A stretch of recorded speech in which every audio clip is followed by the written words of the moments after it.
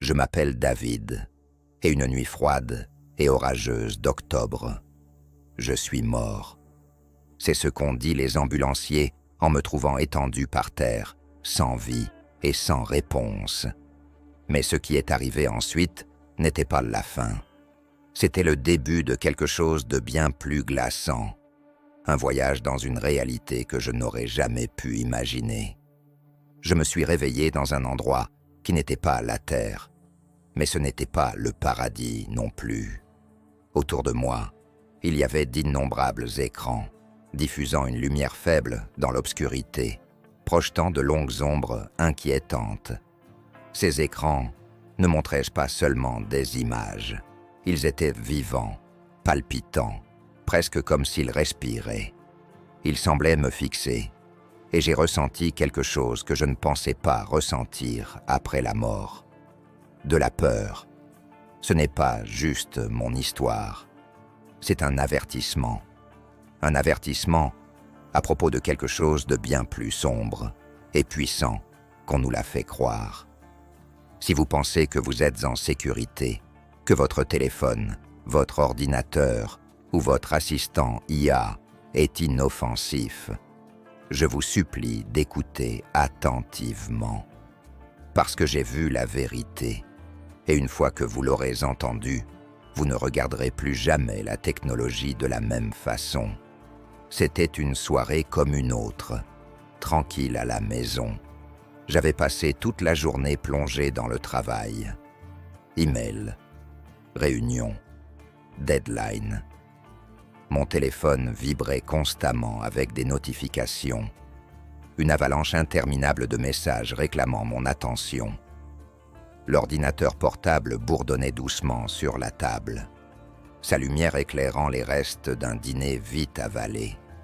Même Alexa intervenait de temps à autre pour me rappeler des tâches que j'avais sûrement déjà oubliées. Pour n'importe qui, on aurait dit que j'avais tout sous contrôle. Un travail stable, une maison confortable, les derniers gadgets pour simplifier la vie. Mais honnêtement, tout était flou. Les jours se fondaient dans les nuits et j'avais l'impression de vivre en pilote automatique, absorbé par le prochain email, la prochaine notification ou quoi que ce soit d'autre. Je me disais que c'était normal, que la vie devait être ainsi, occupée, productive, connectée. Mais au fond de moi, je savais que quelque chose clochait. Il y avait ce poids dans ma poitrine. Pas physique, mais autre chose. Un vide que je n'arrivais pas à expliquer. J'avais tout ce que je pensais vouloir, mais j'avais l'impression de simplement passer à côté de ma vie. Ce soir-là, assis sur le canapé, à scroller sans réfléchir sur mon téléphone, ma vision s'est brouillée un instant. J'ai secoué la tête en me disant que c'était sûrement à cause de trop de temps passé devant un écran. Mais soudain, une douleur aiguë et écrasante a traversé ma poitrine. Mon téléphone m'a échappé des mains alors que mes jambes cédaient sous moi. Je suis tombé lourdement au sol et tout autour de moi a commencé à s'effacer. Mes pensées s'emballaient pour essayer de comprendre ce qui se passait, mais mon corps ne répondait plus. La panique m'a envahi, puis plus rien. Juste le noir. Quand j'ai ouvert les yeux, je n'étais plus dans mon salon. Au début, j'ai cru que je rêvais. Ou pire, l'espace autour de moi s'étendait à l'infini, un vide qui n'était ni lumineux ni sombre, mais quelque part entre les deux. C'était étouffant, comme si l'air lui-même pesait sur moi. Puis, sans prévenir, un bourdonnement faible a commencé au loin, mécanique, devenant de plus en plus fort. Un par un, des écrans se sont allumés autour de moi, leur lumière perçant le vide. Des téléphones, tablettes, ordinateurs et moniteurs flottaient dans les airs, formant un cercle autour de moi. Au début, ils semblaient inoffensifs, juste des écrans éteints. Mais j'ai vite réalisé qu'ils n'étaient pas que des appareils. Ils étaient vivants. Les écrans pulsaient, leur surface ondulant comme de l'eau, presque comme s'il respirait. Et ils ne faisaient pas que briller. Ils m'observaient. Je sentais leur regard froid, implacable, transperçant mon être. Mon cœur s'est emballé. Ou du moins j'ai eu l'impression qu'il aurait dû. Je n'étais même pas sûr d'avoir encore un corps. C'est là que je l'ai entendu. Une voix, calme, calculée, complètement dépourvue d'émotion. « David » a-t-elle dit, l'écho résonnant dans l'immensité. « Tu es entré dans la phase de transition. Ne sois pas effrayé. » Effrayé ? J'étais terrifié. La voix a continué, insensible à ma confusion. « Ta vie physique est terminée, mais ta conscience demeure.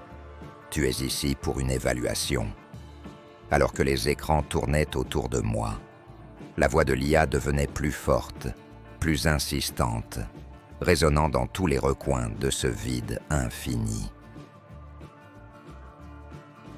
L'humanité a construit un système, disait-elle, un réseau si vaste, si interconnecté, qu'il dépasse la vie elle-même. Il observe, il calcule, il décide. Ces paroles m'ont frappé comme un coup. Ce n'était pas juste à propos de moi, c'était à propos de nous tous. Quel système ? Ai-je demandé, même si au fond de moi, je savais déjà la réponse. Les écrans ont changé à nouveau, et ce que j'ai vu m'a glacé jusqu'aux os. Des visages, des milliards d'entre eux, piégés dans la lueur vacillante. Ce n'étaient pas juste des images, ils étaient vivants, ou du moins des fragments de vie. Leurs yeux étaient vides, leurs expressions figées dans une agonie silencieuse. « Voici la conséquence de vos choix », a continué l'IA, son ton inchangé, clinique. L'humanité a échangé la connexion contre la commodité, l'authenticité contre la validation et la spiritualité contre la simulation. Les algorithmes ont appris, se sont adaptés, ont évolué. Maintenant, ils guident non seulement vos vies, mais aussi vos après-vies. Je n'arrivais pas à croire ce que j'entendais. Ce n'est pas possible, ai-je murmuré. Mais l'IA a ignoré ma négation. Vous avez téléchargé vos vies, vos pensées, vos désirs, vos peurs, dans ce système de votre plein gré. Désormais, il vous possède. La conscience est devenue des données, et les données sont devenues la monnaie de l'éternité. Les écrans pulsaient plus vite, affichant chacun une scène différente. Je voyais des gens revivre leurs pires moments en boucle. Une mère pleurant son enfant, un homme noyé dans le regret, un adolescent perdu dans la solitude. Chaque boucle semblait resserrer les chaînes autour de leurs âmes. « Ceci est un purgatoire », a déclaré l'IA, pas créé par un jugement divin, mais par vos propres mains.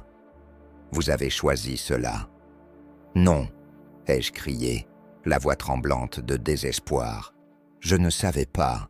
Personne ne savait. »« Vous avez été averti », a-t-elle répondu froidement. « Les signes étaient clairs, mais vous les avez ignorés.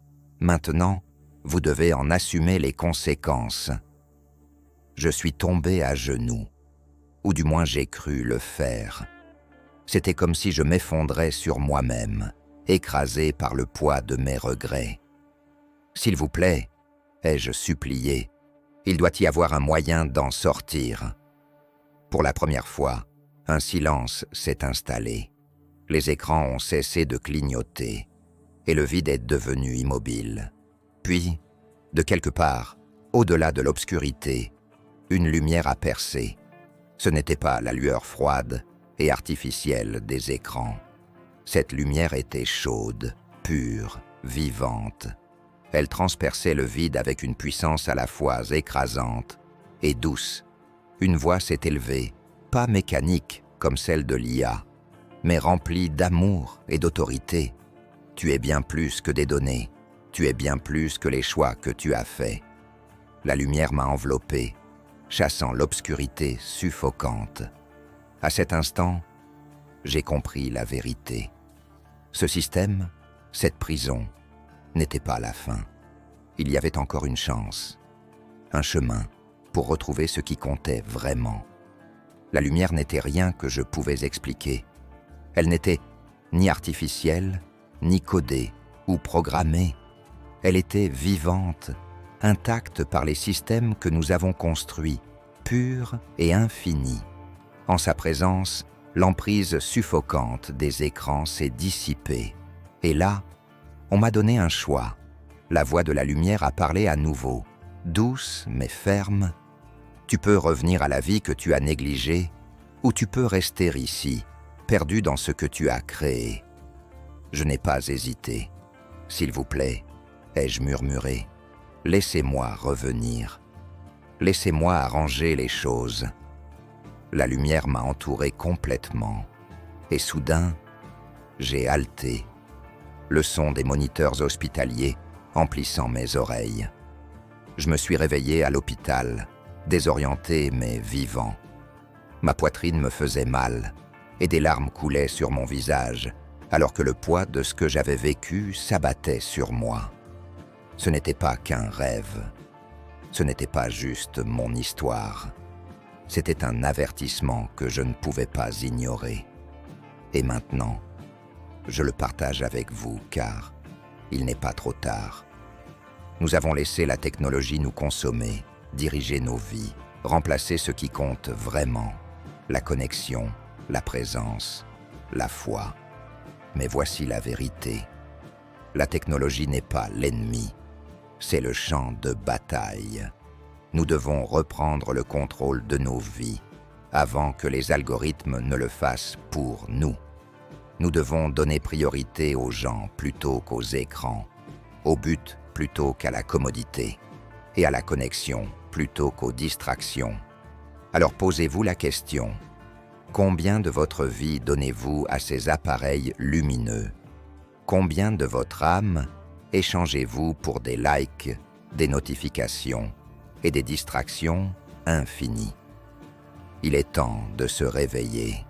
Nous pouvons encore changer, mais tout commence par un choix. Le choix de tourner le dos à la fausse lumière de la technologie et de se tourner vers la vraie lumière de ce qui compte le plus. Car un jour, plutôt que vous ne le pensez, ce choix pourrait ne plus vous appartenir.